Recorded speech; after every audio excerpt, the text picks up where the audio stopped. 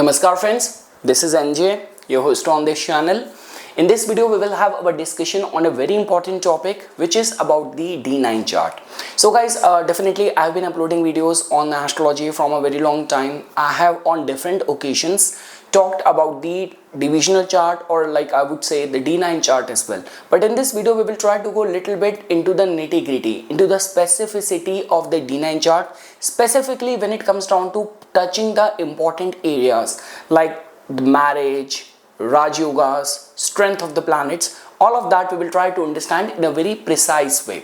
So guys, definitely, because lately, like ever since the Leo sign gets prominent in the transit, lot many people start getting into romantic love affairs and all, and I see a pattern in a way in the consultation as well. So lately lot many people have been asking me about their love life, about the manifestation of love and all. So that only gave me this insight that we can have a separate discussion on this topic as well.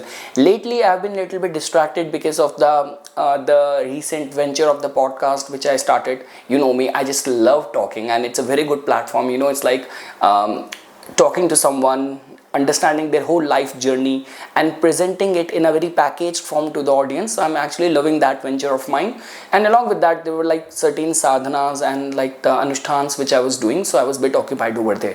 But trust me, I will try to now maintain the pace with my existing identity of being an astrologer as well.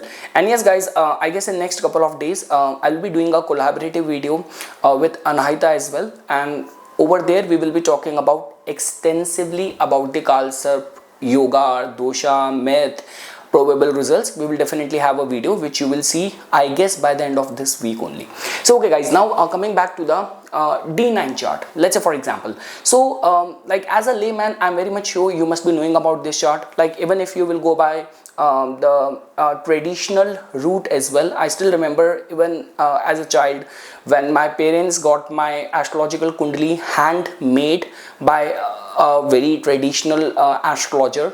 So right next to the ascendant or the Lagan chart, you will definitely and always find the D9 chart. Like it has been given so much emphasis on this chart that without even looking at this chart, you cannot even come to any conclusion. You cannot be sure of your prediction as well. So one thing is for sure, that D9 chart is used in order to validate the true strength of your planets. Now guys, definitely I can even go by the calculation part as well, but it will only make things a little bit complicated for you. Like Navamsa simply means dividing the whole zodiac into 9 parts. Like if you have done your astrological learning in a very sequential way, so just looking at the degree of the planet, you can say this thing that okay, if a planet is of 9 degree, so it is in the 3rd Navamsa Pada. If it is the water sign, so the water sign, the first like the Navamsa Pada always start with the Cancer. So all of that is a manual calculation part. So let's say for example, if your base is not that much strong, so just looking at the chart and definitely having faith in your Ishta Devta and all, you can also at least do the assessment part as well. So okay guys, the way I was talking about, that D9 chart definitely is used to check the strength, dignity of the planets. That is the very first thing. I always say this thing that like lot many law of attraction and manifestation professionals and all, so whatever they say, like I would say that more than your ascendant chart, it's the D9 chart which can also be labeled as that this is also the chart of manifestation as well. Like through the divine refuge and religious austerities, your capacity to manifest things, we can also see via studying that what sort of yogas you have or someone has in the D9 chart. So guys, now over here you have to understand this thing that for the activation of the D9 chart and for the best fruits of the D9 chart, religious austerities is very important, because it is the 9th division of the 9th house of your main ascendant chart only. So religious austerity, faith and a proper belief system is important. And second thing is that to an extent, marriage and your matrimonial life also plays a very significant role over there. And one more thing which I want to say over here, that a lot many times people say this thing that okay, in the main ascendant chart, someone who's going to have Jupiter, let's say for example, the planet of expansion, growth, prosperity, if Jupiter is debilitated. It gets debilitated in the Capricorn in the main ascendant chart. The minute you open the D9 chart, over there the Jupiter is like in the Cancer, it is exalted. So you have to also give attention to that, okay, what exactly is the Lagan in the D9 chart as well, and where exactly that planet is getting exalted. And sometimes the mistake which people do is that you have to see the relative distance of that planet as well. So we know this thing that from like obviously when a planet has gone through the cancellation of the debilitation, because I'm trying to tell and explain in a very layman terms that if a planet from the debilitation it has gone to the exaltation, so it means it has gone to the 7 places. So understand it in this way. So that is a very strong alignment and a kind of a promise that right from the marriage or the day you will get married, this planet will definitely start manifesting very strong results. So like the way people say this thing that okay, just because of if a planet is debilitated in the ascendant chart and it is like exalted in the D9 chart, so that means okay, I am being well taken care of, planet is taking care of me. No, but in order for that the actual promise and the safeguarding action of that planet in the D9 chart needs to be utilized and implemented and inculcated in your life, which can only happen through religious austerities, a proper faith belief system, along with getting married as well. So guys, let's understand it with a simple example. If you will look at the ascendant chart, Saturn is for example debilitated in the Aries. So we know this thing that in the Aries they are like Navamsa Pada till the Sagittarius. So let's say for example if Saturn in the Aries is placed in the Gemini Navamsa, and in the D9 chart it is placed in some sort of favorable houses, so the relative distance also matters. So we know this thing that from Aries Saturn has gone 3 places, so that also tells about that okay, with the diligent hard work native will be able to build things as well. He might be able to muster up courage with the passage of time, or he'll be able to find the support of people around him as well. So this is one thing which I wanted to make it clear, that when you are looking at planets in the D9 chart, the relative distance as per the zodiac sign and the Navamsa Pada also gives you deeper insight. Now guys, the second point which I have written over here is about the yogas. Like a lot many times people ask me that okay, like I have heard about that Sadesati, like whenever Saturn is transiting 12th from the moon over the moon and the next house from the moon, this is a time when native faces a lot of the hardship. But does the same thing gets applicable in the divisional chart as well? And out of all the divisional chart, D9 chart is the most important. So guys, if I were to say, definitely it is going to be having an impact as well. All the yogas which you have in your divisional charts, the way transit is influencing over there definitely is going to have an impact as well. So lot many times it has been seen that whenever Saturn is transiting over the natal moon in the D9 chart, that tend to remain a very difficult time for people within their matrimonial life as well. And second thing is that lot many times it has also been seen that you know, like all those people who are connected with religion, or they are holding up any important seat in any religious order, so they get embroiled in controversy. See, everything is dependent on your own actions, your own karmas as well. But definitely if you have been your whole life has been filled with controversy, scandals, question mark, so when Saturn is transiting over your natal moon, even in the D9 chart, even over the Jupiter in the D9 chart, that tend to remain a time of the hardship which native has to face in that specific area of life. Along with that guys, like lot many times people also ask me about the Raj Yogas. So does Raj Yogas like or Dhan Yogas, we already have had our discussion on elaborating or differentiating between these two things. So any sort of important wealth combination or kingly combination which you have in the D9 chart, does that have some say?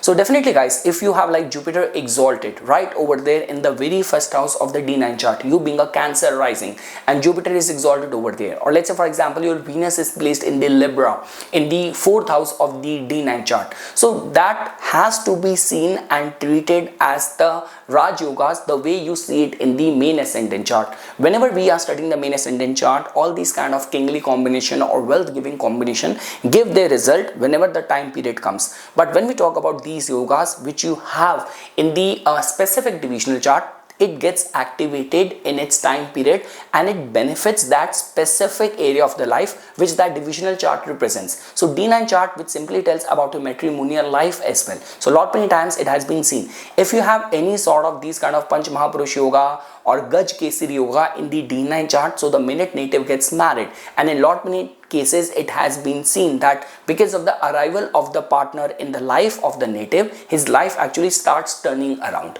So that is the one thing which I wanted to talk about, the way you have to see the yogas in the specific divisional chart. Now guys, the third point which I have written over here is that, which is about the promise and the timing. So definitely guys, when we talk about the promise of anything, D9 chart plays a very important role over there. Like the way if you have knowledge on the different divisional chart as well, so you might go in a very elaborative way that okay, for the career we have to look at the D10 chart as well, any of the concerns of the vehicles, conveniences, D16, spirituality, education, D24, there are like lot many divisional chart. But here I'm talking about that D9 chart is one such important chart which basically tells about the promise. So if someone has come to you and that person has got strong affliction in the 7th house in the main ascendant chart, which is kind of creating a problem in the areas of the marriage, but the minute you will open up the D9 chart, that aspect is getting confirmed. Like the 7th lord could be placed in the 11th house, the Yogaraka planets, the important planets for that like divisional charts lagna, they are like very well placed in the 7th house. Jupiter is aspecting it. So all these combination will give you this assurance that okay, the promise is there. Now guys, when people talk about the timing plays a very important role. So what I have seen in my own research and study is that planets which you have in the first house of that specific divisional chart and the planet which rules the ascendant of that divisional chart, in its time period, the chances of finding success in that department tend to remain very strong. So let's say for example, if in your D9 chart you have got a Cancer Lagna and in your main ascendant chart you have got a, let's say for example, a Capricorn Lagna. So if in any way, like if your moon Antardasha is going to come, so then we can definitely say this thing that okay, this Antardasha has got a potential to give you marriage, irrespective of the fact that how moon is placed in the main ascendant chart. So the point which I am trying to say over here is that the first lord of the D9 chart or the planet placed in the first house of the D9 chart holds this potential to fructify, to give the promise or activate that aspect or that area, which in terms of the D9 chart primarily is the chart of the marriage. So guys, after this now I definitely wanted to share one example with you as well. So just because of my busy active schedule, I was not able to do and dig information on the upcoming and all the celebrities who are there in the news these days. But definitely when we talk about from the Indian cinema, like Amitabh Bachchan is the name to reckon, and definitely his contribution, like even at this age he is still working and his performance, his acting skills are being appreciated everywhere. So and his wife lately, she has been like Jaya Amitabh Bachchan has been in the news recently. So because of which I just came across his chart only, and the way he is functioning and being so relevant after so many decades, his chart is something which you have to definitely give attention. And specifically in this discussion we will look at his D9 chart as well.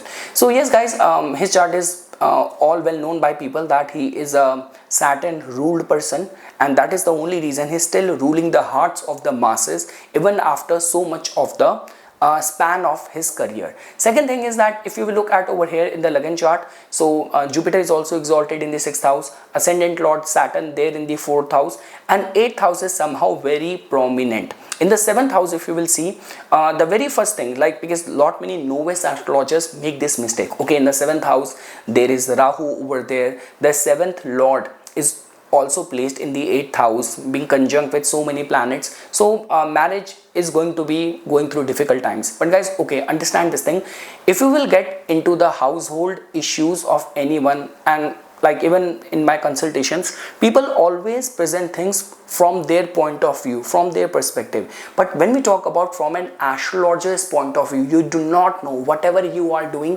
what is helping you, benefiting you, what exactly is the energy which is responsible for your success. Let me give you a very simple example. You are in a matrimonial life where you and your partner, you and your wife, you both fight a lot. Your wife is a housewife, so you might get this impression, okay, why do I have to undertake all these responsibilities? Not only I'm happy, not well financially supporting, get supported by my partner and all, but you might not even know that whatever you are doing and whatever success you are enjoying in your career front, that could be happening because of the stars of your partner as well, because of more than the strength of your ascendant, the D9 chart. So okay guys, coming to this discussion, so if you will look at the D9 chart, in the same Amitabh Bachchan's chart, okay, what is the Lagna? So if you will look at the Lagna, his Lagna is Libra, which is the 9th house energy from his ascendant chart. So that in itself tells about that yes, our partner has actually awakened the fortune of this person. Second thing is that his Jupiter is Vargotam, so there's not much of the concern over there. And guys, again, even if you will apply the Rashi Tulya Navamsa as well, from over there as well, you will get to know lot many answers for his stupendous success. And the second thing is that the point which I was explaining at the beginning of this video, you have to see that okay, how the planets are behaving, where they have gone, like their relative distance as well. So if you will look at the case of the moon, so let's say for example, if moon is placed in the Libra, if you will look at the D9 chart, it has gone 4 places ahead of it. So that also tells about, like somehow we say about you know, kind of stability, homeliness, domestic life, and specifically in the case of the actors and all, their command over the public becomes very important. So the fourth aspect, like the fourth angle, becomes very important.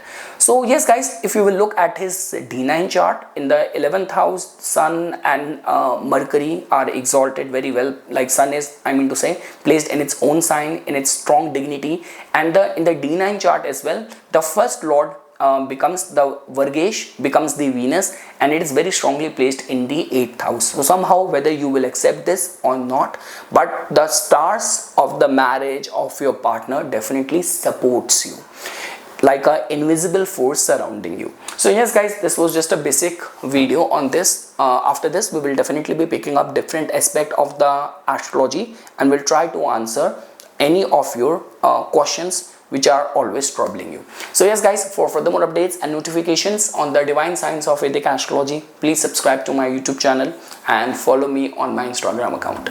Dhanyavad.